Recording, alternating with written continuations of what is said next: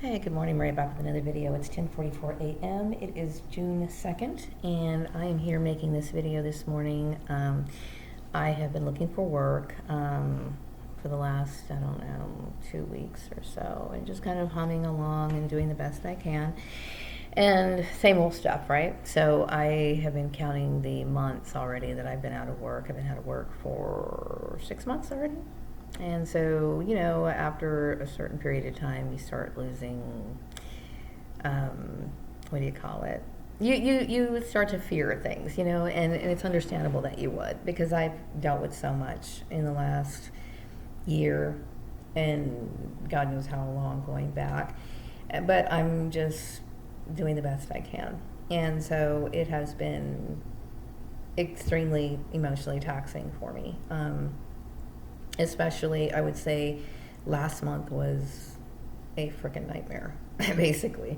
But, I try to keep my mood up. It doesn't always work, but there's days where it's very hard for me, very, very hard. So what do I want to talk about? Oh, yeah. I think some people, they don't understand what it's like to have something like this come on you. Like, you're at work, you're dealing with your issues, you're trying to do the best job you possibly can, and then you have to deal with outside intrusion. You don't know exactly what's going on, and then you deal with bullying, and then you deal with in a job, and then you look for another job, and then you're confronted with the same issue over and over again through outside intrusion. And then you realize that there's people behind it, and you understand who's behind it. It will emotionally devastate you. Now, for people who haven't experienced this sort of trauma or this sort of abuse, it's hard for people to understand. Like, I was in a conversation with my son, I think about 2 days ago. We were in the kitchen. It was in the evening. We were cooking dinner or whatever. And, he suggests things to pull me out of my depression. He always, because my son's not he's the kind of person who seems to override things when they go bad, okay? But I don't think he's ever dealt with severe bullying.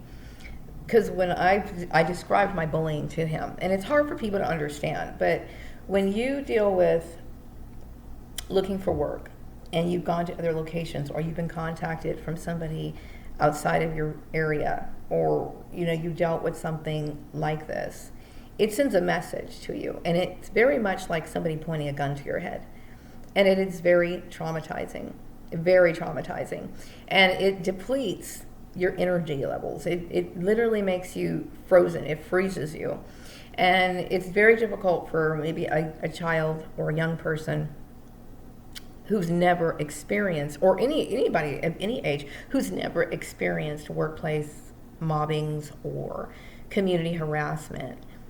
They don't understand. They think, well, you're making a big deal out of this, but when you've made videos, when you've explained the laws, you've explained that you're not associated with this particular issue or whatever, you've done everything you possibly could, and the issue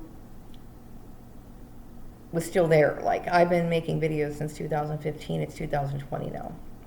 Okay? After you've experienced, consistent harassment, bullying, or illogical scenarios or whatever, it affects you. Okay? So I know there's a lot of people, like perhaps maybe in this community, who think, well, you're just making a big deal out of nothing. Unless you're in that situation, you cannot.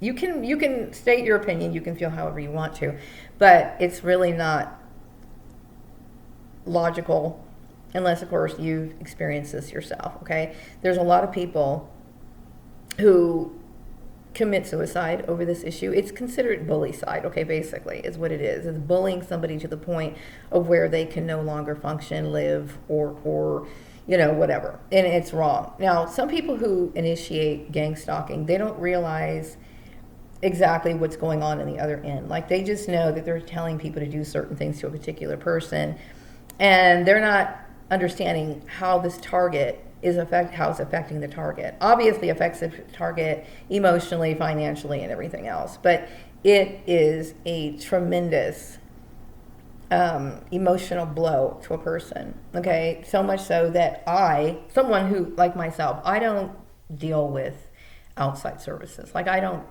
have a lot of faith in like therapy and stuff like that. Okay, I don't. Okay, but I felt as though I needed to talk to somebody. Okay, someone like me. Okay, I don't, like I said, I don't involve myself with that. But I just needed someone to talk to. I needed a sounding board. Okay, if it's about affecting somebody on that sort of level, then you need to understand that it's wrong. Also, when you talk about laws and how it violates a person and how the psychological effects and the laws that you mentioned laws before, and then since it was supposed to be a religious issue and you bring up the religious argument as to why this is wrong and they continue to do it, then you feel as though your life is threatened. And I felt that way for a very long time, and I still do feel that way, okay? And it bothers me, okay? I don't know, like, the interaction of my former family and how they communicate with the community or whatever, okay? I know that they obviously have issues with me that have stemmed from childhood, and it kind of evolved into my adult years. But I am also someone who is over the age of 18, and I don't really have a connection with them. So I feel as though, and I'm not starting an argument, but I want you to understand how I feel. Like, I was here in this community trying to make a living, and then these people came on my turf, meaning the area that I was living in. Okay, this isn't my turf, you know what I mean? But still, I was living here, and then they descended upon me. Like I had no idea that something like this was going to happen or anything like that. So it affected me, okay, in a way where it really bothers me. It bothers me, okay? And I still deal with issues of waking up in the middle of the night, being traumatized over issues that happened at work, and then having to deal with people that I've encountered after that, right? And but I will tell you that gang stalking is a is a bad thing to do. Okay, it's bad. All right. Also, so I deal with it, and and I told my son, when I left the farmer's place, the best thing for me to do was just to go back to work. And I did go back to work, okay? But the environments that I was in were always toxic. They were always toxic. And so, I think everybody wants to work in an environment where they're going to be able to do their job. Because some people, they work all their life. Some people, they've been working towards their goals all their life, okay? And then they get to the workplace, and then they're dealing with things outside that's not just the work that they like to do, but they're dealing with emotional dramas from people that, childish type behavior. And a lot of people don't know how to deal with that. They just don't. And then a lot of managers really aren't equipped to deal with this. Instead they participate in it. I've seen this happen a lot of times, not just with me, with other people. Some people enjoy this sort of barbaric behavior, but eventually it causes a lot of damage to the person that it's happening to. Okay, and unless you've experienced yourself, then try not to be so judgmental. Okay, but I can assure you, I'm not exaggerating this. It really does affect me. I don't go out of the house much. My bicycle got stolen, by the way. It got stolen yesterday. Now, mind you, my bicycle is my daytime form of transportation. Okay, I take my bicycle up to the park. If I go to the dollar store, then that's exactly where it was stolen. It was stolen at the dollar store. So, my son uses my vehicle to get to work, okay? And during the day, if I want to get out, then I either have to walk or I can ride my bike. So somebody stole my bicycle yesterday, okay? Which devastated me because that was a gift that was given to me by my son, and it meant a lot to me, okay? Because he didn't have to do that. That was a surprise gift that he bought for me, and I appreciated that gift. I cherished that gift. So maybe eventually, I can go and get another bicycle one day, okay? But it's still, that was a gift that he got for me, and it meant something to me, So I'm a little hurt by that. I think there's a lot of degenerate type people around. I mean, people steal, they deface property, they create graffiti on other people's property or whatever, all the time, you know, and I can't really control that, okay? But it really put me in a mood where, like, you know, you dealt with so much bullshit already. Like, you know, I've dealt with so much already that just like really messed my day up. I was like, you know, why would somebody do that? Evil, you know? I mean, I'm just constantly going over how I feel about the behavior of people and how, you know, I remember getting my car stolen, what was that? Maybe 2 years ago or 3 years ago, whatever, I don't remember, but that kind of pissed me off too, you know, and then they ended up finding my vehicle, but it's easier to find a vehicle than it is a bicycle, by the way. But still, you know, try to respect people's property and don't touch things that don't belong to you, you know, that would be nice. So anyway, about what's been going on with me, it's been about 6 months since I've been out of work. And, you know, I dealt with the depression on a daily basis. I deal with the anxiety of this issue because, you know, all I ever wanted to do was make a living for myself. That's all I really wanted to do. And I didn't expect, you know, to have to deal with outside intrusion. Even though that's my blood relations, I never wanted them to be involved with my work, okay? Like, I know if, like, they're concerned about their jobs, right? Would they like it if somebody did this to them, you know, over and over and over again, you know? And maybe they don't understand exactly what it is that they're doing or the effects of what they're doing, or maybe they do. And if they do, then I'm going to tell you I'm not comfortable with that, because that is like, you can't possibly be that cruel to a person to continually squash things that they need in order to survive, you know? And that disturbs me. It disturbs me, okay? I know that I had a confrontation with my ex-sister and my brother-in-law over this issue. That would be Jeff and Lisa. I had an issue with that. Went to their house in January, and I was told by my sister to get off her property, and then I was accused of threatening her child, which I would never do. And I was, you know, and then my brother-in-law, Jeff, told me that he wouldn't do something like that, and that, you know, he wouldn't, whatever.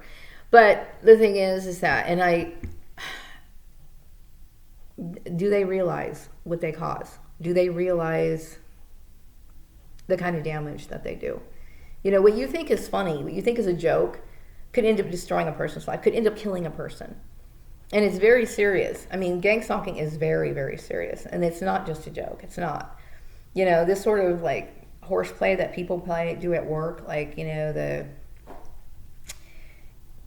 I understand people play jokes on people at work, okay? Like, for example, they might take your tissue box. I remember there was a girl who used to have a stuffed animal on her desk, and then she came back and they actually put a noose around it, like they were killing the little stuffed animal, or they put a ransom note on this girl's desk. And it was funny. I mean, it was cute and it was a joke. You know, people try to lighten the mood at work. I understand that, okay?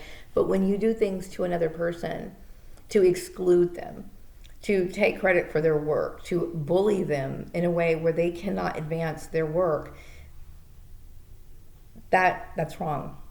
Okay, and it's wrong, and it hurt me for a very long time, and it still does. It hurts me because when I think about the energy that I put into, I keep thinking I've been working for 23 years. 23 years, okay, you know, and it hurts to know that, you know, I work my ass off, and then, you know, I have to deal with what I've dealt with. It's very painful, okay. I mean, and it's hard. Unless, of course, you are another person who's experienced this. That's one of the reasons why I think that might be the only reason why I even keep my Facebook account. And I really don't even really deal with that very much, really. But there are groups where people such as myself, there's other targeted individuals that get on and they talk about, you know, what they've gone through, how they feel, you know. And like I said, it's not something that you can relate to unless, of course, you've experienced it yourself. And if you haven't experienced it, you might think, well, they're just kind of exaggerating. It's not an exaggeration. Okay, everybody knows in order to pay your bills, you need a job. You need a job. Okay, everyone knows that. And then when you have people who take that lightly and think it's a joke, and I mean, I would. To me, it's never appropriate to behave like this. Okay, but 7 years consecutively for each and every job that I've gone to, I have walked into nothing but into toxic environments where these people were acting irrational. For example, the place over at the, what do you call it, the manufactured homes place. Very first day, didn't even start, you know, and I walked into something and it was already toxic, and it was wrong. It was wrong, you know, and it's like, I don't know. I mean, I think I've said enough about it, but it pains me to no end that somebody would belittle me so much to the point of where they felt as though they were going to force me into their religious belief. By the way, I know that my brother-in-law, Jeff, is a Seventh-day Adventist. I'm not a Seventh-day Adventist, okay? I'm not, okay? I know the girl at my last job, not my last job, but over at the farmer's place. I don't remember her name. The biracial girl that was working with me, I believe that she was something along the lines of the Seventh-day Adventist, and I do believe that my family had some sort of interaction with her. And, you know, the thing is, when you're dealing with people who are religious, and there's nothing wrong with being religious, okay, but oftentimes they only see the world through their eyes. And it is very difficult to be diplomatic when this is their only worldview. They fail to realize that just because they observe like the Sabbath on Saturday doesn't mean everybody else does. Doesn't mean that, you know, if for example, a particular religion, women only wear dresses, they might think, well, she needs to wear dresses. Okay, but you need to understand that that's your religious background, and it's not applied to everyone else. And when you put those expectations on other people, you are forcing them to adhere to your religious views. You know, and that's wrong. Okay, I'm not Seventh-day Adventist, and I know that there's a bunch of Christians here in this community, and not everyone even acknowledges the Sabbath. Like I know Seventh-day Adventists, they acknowledge the Sabbath day on Saturday, okay? And then I would say the majority of Christians acknowledge the Sabbath on Sunday. And then there's a lot of Christian people who don't acknowledge the Sabbath at all. They may have their church attendance that day because that's a common day where people go. But as far as observing the Sabbath to where they're not going to go to work, if they get called into work, they're going to go to work. If they have to mow the lawn, they're going to mow the lawn. But they just some people believe, based on what their interpretation of the Scripture, that we are no longer required to observe the Sabbath at all. So like I said, we have all kinds of different denominations of Christianity. And so, but Seventh-day Adventist was something that was never introduced into my home. It was never introduced when I was a child. I know we went to a Baptist church for a few years when I was a little kid, and it was more like I've constantly felt like we were on visitor status. Like we never really affiliated ourselves with that church growing up when I was little. We weren't raised religious at all. You know what I mean? So, like, we never had any religious customs other than praying over that Christmas dinner and then an Easter dinner. You know what I mean? But other than that, we didn't have that. So, when it comes to, you know, businesses, when it comes to work and employment, there are all kinds of denominations there. We have Catholics, we have Lutherans, we have Protestants, we have all these different people. Okay? And sometimes we forget that, you know, or maybe it doesn't even occur to them. They just think that this is what it's supposed to be, but you have to open up your worldview. Understand that there might be somebody who might be of a different denomination who doesn't acknowledge things the same way that you do. There are some religions or Christian denominations where women are very restricted, very, very restricted. And then there's some where they're more liberated, you know, and, you know, that's a part of our country, our freedom of our country. So anyway, enough of that. But I'm just saying is that there was a lot of problems that occurred because of this, and it should be a lesson to the community, and hopefully that it is. I know there's a lot of hard-headed people out there, who want to point the finger at me. I can't take responsibility for any of this, and I won't take responsibility for it. I mean, I was literally in this town working, doing my stuff, and then all of this stuff started happening. And it's a shame. It really is a shame. There's a lot of targeted individuals out there, and my heart bleeds for them. Some people are in worse situations than mine, and the bullying can get bad. I mean, it can get really bad, and I don't even think most people realize what they're doing is bullying. But anytime you try to force somebody into something that they didn't ask for, or maybe you're trying to change their life in some way where they have every right to live their life the way that they want to, that's a form of bullying. And you have to break it down to some people because they don't understand. You know what I mean? Now, if we were watching this on a television show, okay, we would be watching this, and most people would say, they're bullying that person. But when it's a real life situation, people don't seem to realize it. Just like the issue with the human trafficking organization, they didn't recognize that it's human trafficking, okay? And I don't want to go on like a broken record, but this is something that plagues my mind over and over again, because I feel like, what kind of world are we living in? If people don't understand like basic stuff, that's scary to me, very scary. But anyway, so yeah, I deal with that. The boredom. I think there's going to be a lot more people, if they're smart, because we are dealing with this whole coronavirus thing, which I'm so tired of talking about. And I don't really know what this whole thing is going to lead to. There's all kinds of theories out there. I don't know.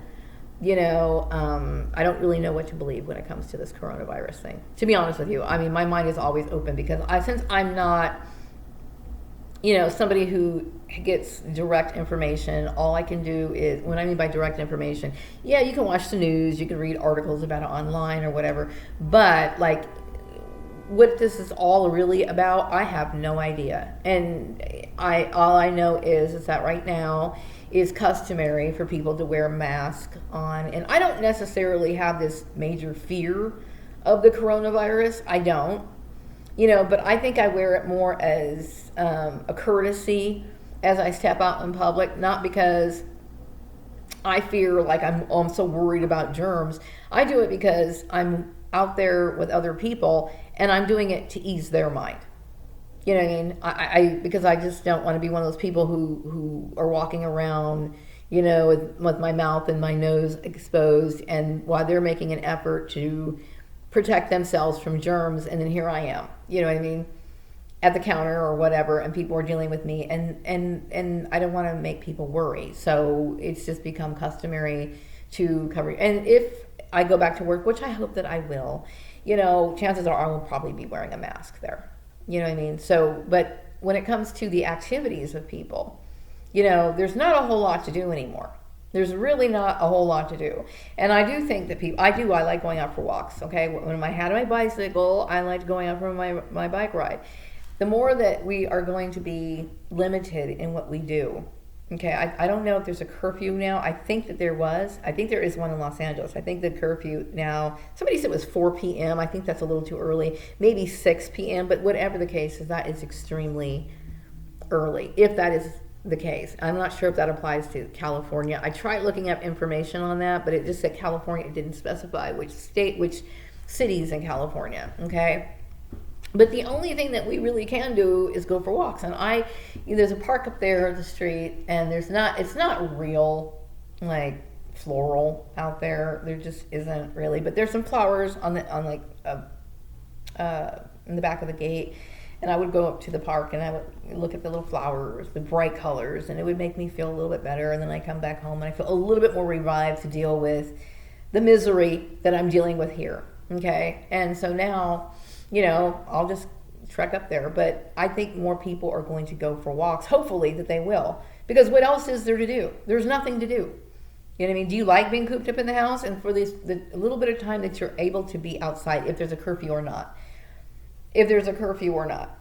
you need to get out of the house, okay? Some people, I don't know how people can enjoy being cooped up in the house all the time. Because I certainly don't. I don't like being cooped up in the house. You know, and it doesn't matter how clean my house is or how organized it is. You might enjoy your home, but you have to get out of it sometime. You know, and I know, like, you know, people like to speculate and they like to talk and whatever. I can't change that. People are always going to have a view of you, and you hope to find people who are going to appreciate you for who you are. Okay? You know, I think there's a lot of rumors that go around, and how rumors can persist, like I said, even now is ridiculous to me because I don't go anywhere. Okay? And when they do see me, I'm always by myself. I am always by myself. Okay? I was thinking, you know, how difficult it is for young people, you know, and I think in the UK, they were talking about how, like, you know, young people, like in their 20s, late teens, 20s, and stuff like that. People generally around this time date and stuff. But over in the UK, they're making it illegal to be intimate with somebody outside of your home. So if they were to introduce that here in the United States, that would be very sad for a lot of young people. You know what I mean? It would be very sad for a lot of young people because, and then you wonder, how long is this going to last? Are we going to wipe out the population? How are people, I mean, because people have to date, okay? I'm not saying they should be like getting busy or anything like that. I'm just saying is during the courting process, people go to each other's houses, okay? They date, they spend time with each other, okay? And then they end up getting married or whatever. How are people going to date? Like, how are people going to go? There's no restaurants. You can't really go to a restaurant. You can go to the park. The only thing you can do is maybe go for a walk. But is that social distancing going to apply to walking too? I mean, I don't know what the state of the world is right now. I really don't. I just have to shake my head and kind of roll my eyes. I really don't know. You know, but I do feel sorry for young people. I do. I feel very sorry for them. And over in Europe, I mean, in the UK, I don't know.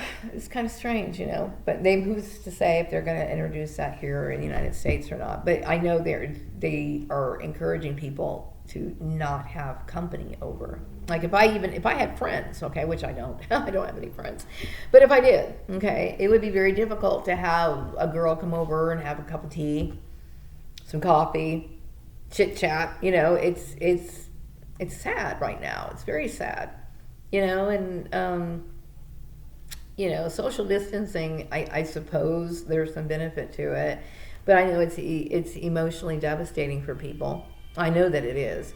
Oh, wait, it looks like the phone's ringing. I'm going to get off this phone. I'm going to wrap this video up, and I'll be back with another video sometime later. Take care. Bye-bye.